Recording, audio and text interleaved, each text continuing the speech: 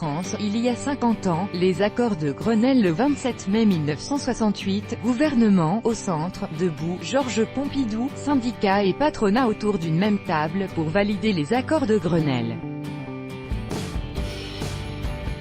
AFP le 27 mai 1968, il y a tout juste 50 ans, étaient signés en France les accords de Grenelle qui préfiguraient la fin de la plus grave crise politique et sociale depuis la guerre. Les syndicats négocient une hausse du salaire minimum et une meilleure représentation dans les entreprises. Un épisode qui conserve une résonance bien des années plus tard.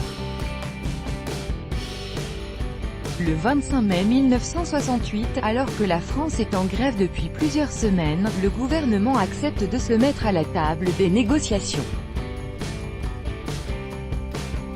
Georges Pompidou, Premier ministre du général de Gaulle, discute lui-même avec les syndicats et le patronat. Nous sommes arrivés à un ensemble de conclusions positives et dont on peut dire qu'elles constituent un accord, annonce-t-il le surlendemain.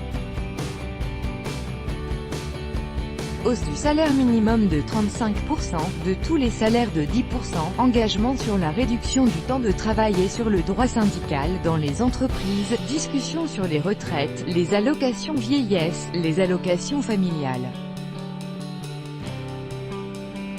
Des acquis sociaux, inédits depuis la Libération, voire 1936, et qui font toujours référence.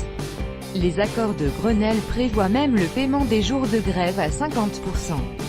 Sauf qu'une partie de la base les rejette. Aux usines Renault, Georges Segui, leader de la CGT, se fait huer. La grève continue parfois, mais le général reprend l'initiative. Dans les circonstances présentes, je ne me retirerai pas. Je dissous aujourd'hui l'Assemblée nationale. La République n'abdiquera pas, le peuple se ressaisira, promet-il. Les gaullistes triomphent aux législatives, mai 68, c'est fini. Aujourd'hui encore, le nom de Grenelle reste synonyme de concertation, de dialogue élargi.